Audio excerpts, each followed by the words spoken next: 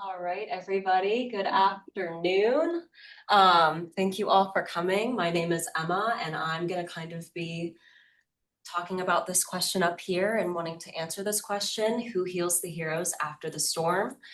So over the past few weeks with the Summer Scholars Program, I've been wanting to kind of investigate and explore the emotional and mental health impacts faced by planners and service providers in post-Hurricane Eastern North Carolina. However, before we get into it, I kind of want to just talk a little bit about me. Many of you might not have talked to me or met me before, so I'm a recent graduate from the University of Delaware. I just recently earned my Bachelor's of Arts in Environmental Studies back in May, and I also have a minor in geography. And just a little bit of my previous experience when I was abroad in Copenhagen my junior year. I was a sustainability scholar with a clean wind energy company called Ørsted. And I was also an undergraduate researcher with the Department of Geography and Spatial Sciences at University of Delaware. And kind of the research areas that I've been involved with is the clean energy and circular economies, specifically with wind turbines, disaster preparedness, and knowledge engagement among the student body at University of Delaware. I have a little asterisk, of course, next to this last one, the mental health impacts in post-disaster events. You might be thinking, oh my God, these are all totally and completely various different topics. And that's kind of what I love about being an environmental studies major. It's a very interdisciplinary field. And that kind of brings me into the kind of main idea of what exactly is CHEER. So again, for those that are attending virtually, many of you might not know what CHEER is. So it is the Coastal Hazards Equity, Economic Prosperity, and Resilience Hub. And it's a 5-year, $16.5 million project that's funded by NSF. And it's hosted by the Disaster Research Center at University of Delaware. But yeah, so basically the goals, and if you are, I also shared the link to this ArcGIS StoryMap on the Zoom chat if you guys would like to follow along, but there's no need to if you don't want to, but you can also, there's a lot of interactive components within this. So you can also click on this little Venn diagram, which are the goals, resilience to hazards, equity, and economic prosperity, and that takes you to CHEER's website if you want to know a little bit more about that. So for the specific presentation and for this topic, I didn't want to kind of lay out the things that I was trying to investigate and everything and I wanted to give you guys a story. So I'm gonna kind of take you all through this fictional hypothetical hurricane called Eve. And I'm gonna kind of go through the types of phases that these planners and service providers go through, all the way from about the first few days to 3 months, and then obviously forever, because as we know, recovery is a never-ending process. So again, meet Hurricane Eve. Eastern North Carolina braces for another storm. But what exactly happens after this immediate chaos? So I kind of have it to be, it was earlier this month, around June 10th, 2025, that Hurricane Eve hit Eastern North Carolina. So they were crazed with days of rain and floods of uncertainty in towns like New Bern, Beaufort, Greenville. They found themselves underwater yet again. And obviously roads were gone, homes were lost, power was out. And this obviously wasn't a new experience for them. They've had Florence, they've had Dorian, they've had many other very severe storms in the past. The video's turned off. It's turned off the video. Go up more. Over where it says recording. There you go.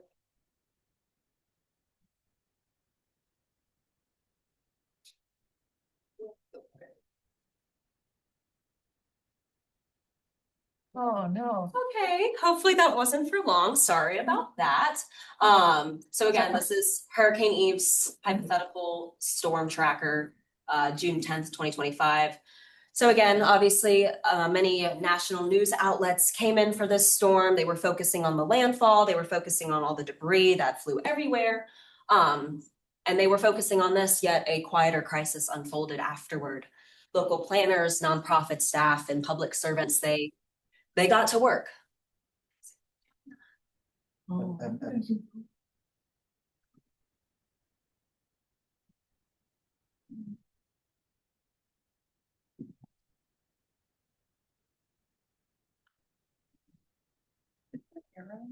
Huh. gonna just pause for 1 second. Megan is going to work her magic, No, hopefully. I'm not. That's not gonna work. Oh, you have the only mouse? I do have the only mouse. Do you need it real quick? No. Okay. Are you still on video? I am still on video. Yeah, just do it. Okay. I think it's continuing to record. You just can't see the icon for recording because I'm watching the time. It's not the recording, it's the video. Are you seeing the video, Donna? No. You're probably seeing me now, but it's gone in and out a few times. Oh, I see. Okay, sorry. No worries. Just keep going. Yeah, we'll just keep going. If you go over, see that green, the green you're sharing your screen thing? Yeah. If you put your mouse over it, no. Way over Way on the top of the top. screen. Middle. Go to the top. Put on that Oh. part right there. Yeah. Then if it goes out again, that's Okay, where just the go on video top. is. Yeah. You have to click, Um, see that one square? Yeah, there you go. Okay, so local profit or local planners, nonprofit staff, and public service providers got to work. They were managing logistics, comforting their own neighbors, allocating resources, and all together just holding the entire communities together. And you might be thinking a lot of the headlines that you see, we don't talk about the planners, we don't talk about the service providers at the nonprofits that we know and love, but they're the ones that stay long after the cameras doing this invisible work of recovery. And this work takes a toll on them. So as I was researching and doing a literature review, I noticed that a lot of research has been done on the first responders and health professionals, which rightfully so. They are boots on the ground right away after disaster, and they see some very difficult things and they hear some horrendous stories. But what about the community development director who hasn't slept in 3 days, or the town planner trying to coordinate debris removal while their own home is flooded and their family is trying to navigate through that? So I have this little learn more about the research. It's just my literature review that I came up with. It's less than 3 pages. And it's specifically for local officials to be able to kind of go through and see the main points and why this content is important and how it should be, brought up in more conversations for planners and local staff and government. So yeah, this project kind of follows the journey of these people in post-disaster recovery. And it's not just as a one-time event, but as a window into a much larger pattern. So through 20 plus interviews, I can't believe, when I was doing the math, I was like, wow, we've talked to a lot of people. But yeah, interviews across Eastern North Carolina. It explores what it means to support a community throughout disaster when you too are living in the aftermath. So again, we're kind of mapping the impact of the forecasted Hurricane Eve. So these are the areas that were affected after Eve, also known as the interview locations that took place over the course of the 6-week program. So we met with Thomas Schrader at Pitt County Government. We met with Chad Strawn and Jason Frederick at Craven County Government, as well as Christy Kohlberg at Coastal Carolina Disaster Resiliency Agency. And these both were in New Bern. We also met with Marty. She was a previous CCDRA volunteer, and this was during Hurricane Florence, and she had some great insight talking about that. We also made our way to the Pine Knoll Shores area. We met with Katissa Head at the Coastal Community Action. And then we also were at the town of Beaufort, where we met with Matt Zapp, who's the town manager, as well as Rachel Johnson, who's a public information officer. And it goes to show all of these people have many other duties than their assigned position title that I've given here. They have talked a lot about the other duties that they have, which I will bring up obviously throughout the presentation. National Weather Service, when we were on our way back to Greenville from the Pine Knoll Shores area, we met with Eric Heaton, the boarding coordination meteorologist, as well as Ryan Ellis, the science and operations officer. We also, staying a little bit more local, the Greenville City Hall, where we met with Phoenix Hinson and Bella Sardina. And then we also made our way to the capital of North Carolina, of course, Raleigh, the North Carolina Stormwater Management Department. Scott Bryan, who was a senior engineer. And then we also went in Kinston and we met with Adam Short. And again, these are not all of the interview locations that we went to. It's just a few, but it kind of goes to show that many of these people have varying positions and they all kind of had something similar to say, as well as many different stories that kind of relate back to these reoccurring themes of mental health support within their workplace. So now we're going to kind of start with the process of recovery. So the aftermath begins. Imagine it's days 1 through 10 post-eve. So the storm has passed, the rain has moved inland.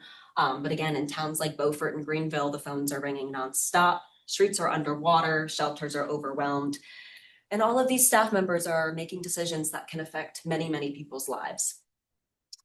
So for the planners and service providers who stayed behind, which is all of them, because again, they're all very local to North Carolina and where they were at, there's absolutely no rest. Some haven't been home in days to check up on their families. And they're also texting their family because they don't have direct communication and being able to be there physically to make sure that their houses are still standing. And for the purpose of this presentation, a lot of this is very vulnerable content, and I'm going to keep all of the quotes anonymous for that very reason. So again, they couldn't afford to take time off, especially during Hurricane Florence. They were here more than 40 hours a week, and you just have to keep going. You have to keep persisting. And many people mentioned that they kind of had to be this open ear for people and kind of be this informal counselor and therapist in their community. So even in the earliest moments of recovery, emotional weight begins to pile up. So these professionals, a lot of people came to them and they told them very personal and heart-wrenching stories of what happened during floods, what happened during the hurricane. So they listened to stories of loss and trying to offer comfort while carrying their own quiet fears. So this is a 2-minute clip. I'm not going to share it if you want to. It's showing up okay online. Okay. I won't play it here, but if you are interested in after this presentation, this is a story of Matt Zapp, who I believe is here with us today, town of Beaufort, and he was describing an incident from Hurricane Helene, and it's this couple, and he just described it very perfectly and personally that this couple unfortunately lost each other in the flood, and it's a very impactful and vulnerable story that he shared. So that's kind of the few emotional and psychological challenges that they initially face within that first phase of disaster recovery. So weeks 2 through 4 post-eve, this is kind of focusing on the fact that obviously this is repeated disaster exposure. They've dealt with many storms in the past. So when the rain never stops, the roads are clearing, the shelters are quieter. But for many planners and service providers, obviously the weight hasn't lifted, it has only deepened. So, many storms that we've talked about, within like the first week, that's all that you hear. But after that week, you don't really hear about it as much, even though there are still many things that are going on within it. So once E fades from national memory, the people guiding recovery remain in the thick of it, obviously. So what once was a crisis response begins to be this very long and uncertain routine, paperwork from people who, their homes have flooded and they're trying to get insurance and help on that. Rebuilding, resource gaps, unanswered calls, and constant reminders of what still is broken. So again, this never-ending process of recovery. You go a week, 2 weeks, a month, and you think recovery can end, but again, it never stops. And I thought this was very interesting, even in 2025, nearly around. It's still online. I don't know. Okay. Why. Let's just click the. There you go. All right. So even in 2025, nearly 7 years after Hurricane Florence, many of these people that we talked to are still seeing the aftermath from that storm. So again, blue tarps in neighborhoods where roofs should be, and other things that around the community where it's like, oh, that's pre-Florence and that's post-Florence. And they talk about it at work very, very often. So as we can kind of see, disasters are no longer isolated events. They are very much complex and intricate layers of one another. It's not just Eve, it's Helene, it's Dorian, it's Florence, it's Matthew. Each one builds on the last, and each one kind of adds something new and leaves something behind as well. So in interviews, staff they didn't just speak of burnout, but they spoke of compound exhaustion, and healing becomes very, very difficult during these times, and especially when it seems to be this next big storm is always around the corner. So to your left, I kind of put in this little simulation that's offered by NOAA, and I had the time frame be in the past 25 years. So from 2000 to 2025, it lists the major, or not even major, all of the storms that have occurred in eastern North Carolina. So you can see here that it's Helene. But what I really like about it is if you switch to the map, there we go. It shows, again, all of the storms within the past 25 years and how hard and how often North Carolina has been hit with these storms. So again, it just shows that repeated disaster exposure and how many times they've had to deal with it. So yeah, you carry the weight of previous events into each new one. And obviously with storms, it becomes very triggering when you hear that a new storm is coming, especially for North Carolinian natives. A new warning alert comes, a forecasted path, the feeling of deja vu that tightens your chest and floods with memory. And even just hearing that a hurricane might be coming your way ignites that sense of panic that you've once felt before. So in this phase of post-Eve recovery, a lot of these people that we've met found unexpected therapy in just listening, and not necessarily to residents, but to each other. And it's not to really relive the trauma, but it's to kind of learn from one another, and to show survivors that they too understand because they themselves have lived through it. Which I think is a very important thing to note, because later I'll talk about people coming in from FEMA that have never been to North Carolina, and it's just, it lacks connection. So these people are able to connect with the people that they work for. But again, still no amount of experience prepares you for the relentlessness of it. And many people mentioned that even it wasn't until Florence that they actually took mental health to be a priority because of many losses that happened within their department, for example, or just that someone said it perfectly. Hurricane Florence is North Carolina's Hurricane Katrina. And I absolutely, obviously them speaking as a local, that's absolutely true. And just how devastating it is to be able, because I've done a lot of research with Hurricane Katrina, and just the pictures that I've seen, it's just insane, and it's crazy, and very just impactful and heart-wrenching to see these pictures. But again, even with this mental health being a priority now, it's not necessarily always enough. So we go into the 1 month post-Eve. This is holding on. This is kind of investigating the coping mechanisms that these participants shared with me. Some of them very simple, like going on a walk, but also some of the answers were very vulnerable. And I was very appreciative of these responses. So I'm going to go ahead and go through some of them. So a big overarching theme for this moment is, if you don't take care of yourself, how are you supposed to take care of others? So by now, Hurricane Eve is no longer front page news, but for planners, nonprofit leadership, and public servants, the pressure absolutely hasn't lifted. The meetings continue, the calls do not stop, but these emotions from the past few weeks from the storm still absolutely surface, even when least expected. So what exactly keeps these very strong people going? So again, sometimes it's as simple as a walk, a deep breath, a moment of silence, and sometimes it's just stepping away altogether. Someone mentioned that they walked out of their workplace. They didn't quit, but they just left. They got into their truck and they drove to Jacksonville, and they went to a movie by themselves. And that is completely understandable, especially if it was shortly after Hurricane Florence and just the crazed office setting. Yeah, you absolutely deserve to take a moment for yourself. A lot of people mentioned that they found strength in structure. So a lot of people found purpose during crisis response to be able to have this, create this order during this world of chaos, and it helps keep them grounded. So those are only some of the personal coping strategies. Many people do different things: exercise, journal, some rely on faith, and some just sit still for a moment.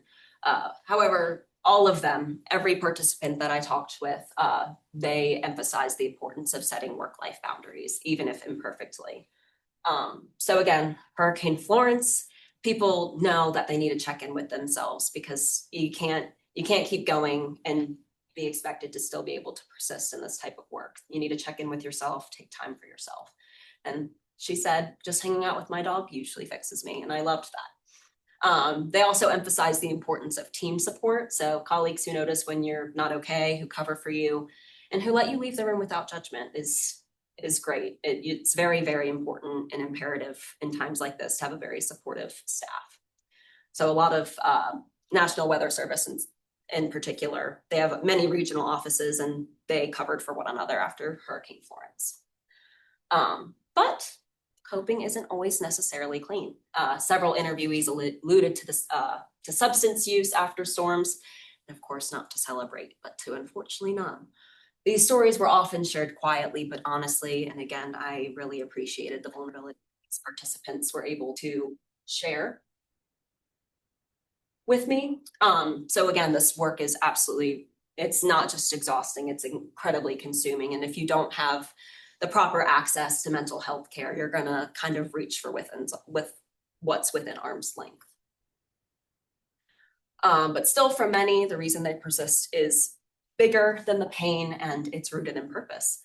And many people, especially nonprofit staff, they mentioned that their therapy is being able to see what they've been able to do for others, especially the CCDRA and Christy. I loved this quote's actually from her. My resiliency is my own build. And many people talked about how their tough upbringings were able to kind of forge this strength and be able to persist in this type of work, even before they entered this line of work. So again, kind of just even in the hardest moments, the small joys in life is really what they lean on. Laughter, coffee, your furry friends back at home, shared glances across a very, very tired office room. But humor, they said, many people mentioned humor, that they said that is not just helpful, it's essential. So again, not everyone had access to formal healthcare, but everyone nearly found ways to be able to cope, even if imperfectly, to keep showing up and to be able to persist. So yeah, and for many it was a calling, and some of us doing this for a paycheck. It's just who they are. So now we're about months 1 to 3 post-Eve.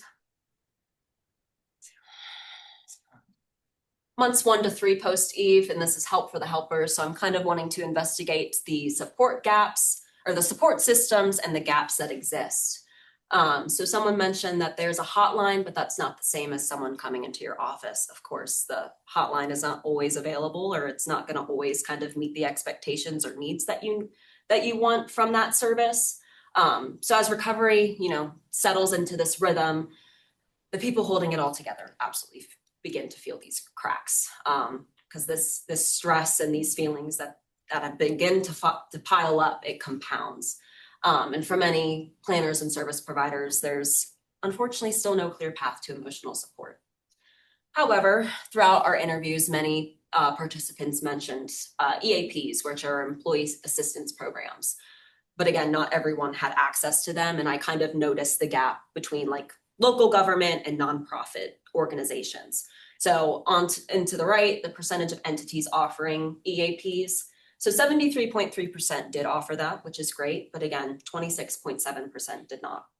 And I think that's a still very large gap.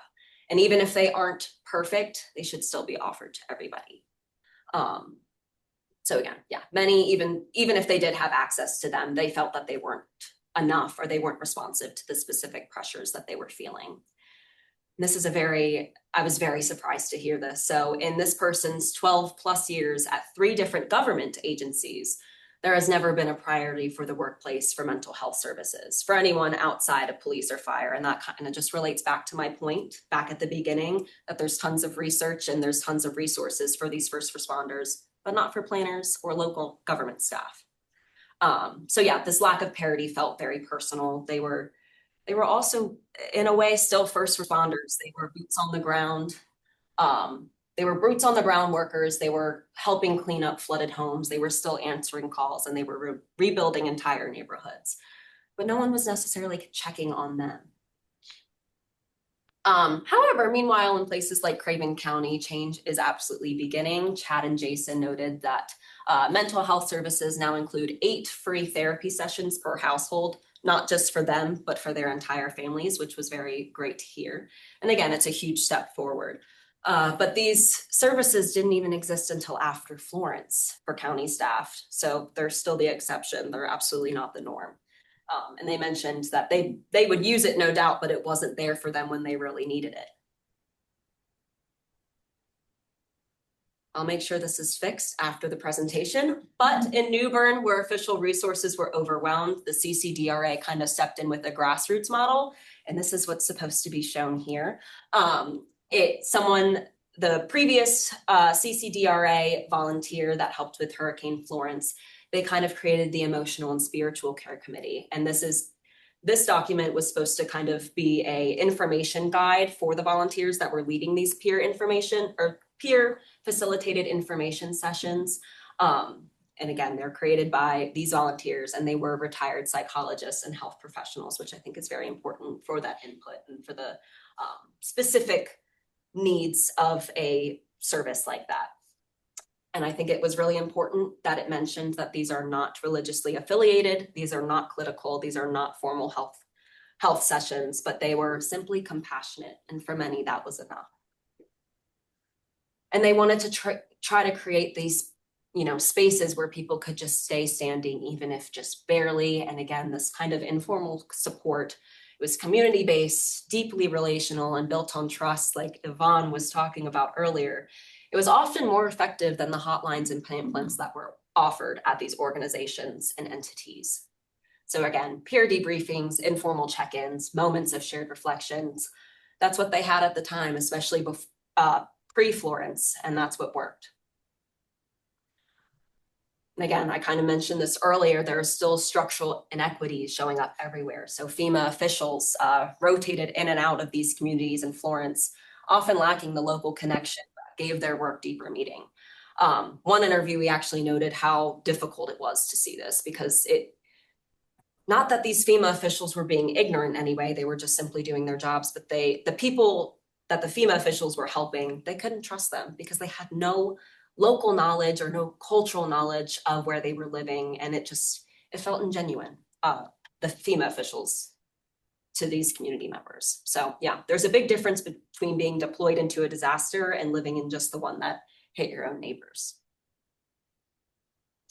But again, not even everyone had the emotional and spiritual care committees during the time. So again, the National Weather Service began only talking about mental health after Florence, when internal grief and burnout and exhaustion, it couldn't be ignored no longer. So they actually kind of relied on the critical incident stress management model, and they kind of based it off of debriefings and grief counseling.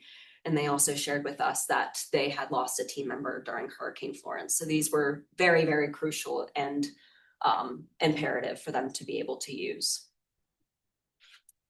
So again, a lot of these mental health support systems, they're great, but they're often not preventative.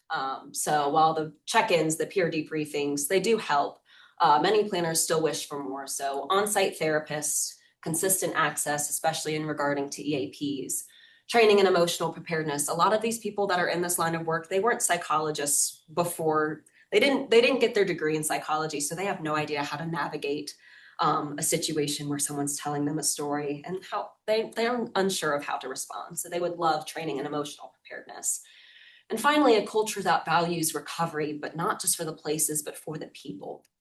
And again, with all of these voices, they make one thing clear, that is support is still uneven.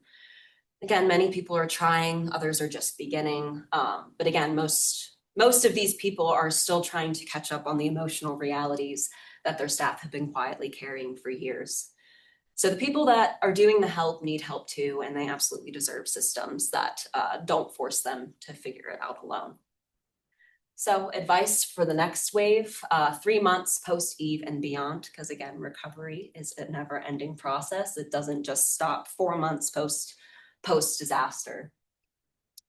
So this was a very big piece of advice that many people mentioned. Remember, this is a marathon, not a sprint. So by 3 months post-eve, much of the debris is gone, but the emotional labor is still incredibly heavy. And people that have lived and worked through it, this experience has left very deep impressions. And many people mentioned that you cannot do this type of work and walk away unchanged. That's why it's very important to have these mental health programs in place, because again, it does change who you are completely as a person. So while many of these planners' first instinct is to run full speed into this work, especially with boots on the ground work, the pace matters. You can't really help anybody if you burn out second week of recovery. And I really, really appreciated this line of advice. It's not flashy. It's not something that you can learn in a FEMA work planner or a planning workshop. It's simply about how to stay human in the middle of disaster and how to lead without losing yourself as a person in the process. Someone mentioned, if you are too extensive in your work and not as extensive in your work on the person, then you're doing absolutely nobody a favor. And I thought that was very, very important and great to remember. So again, this theme kind of echoes what I said just now, but don't distance yourself from the community. Show up as you are, as the authentic person that you are. If you're walking through rubble, do not show up in a suit, and don't pretend that you haven't lost everything, because these people that we talk to, they're also living in these communities, and they are also dealing with very hard times. Trust matters, vulnerability matters. People know when you're being real and when you're simply following a script. So create your circle of trust, lead with vulnerability, and especially document lessons that are learned.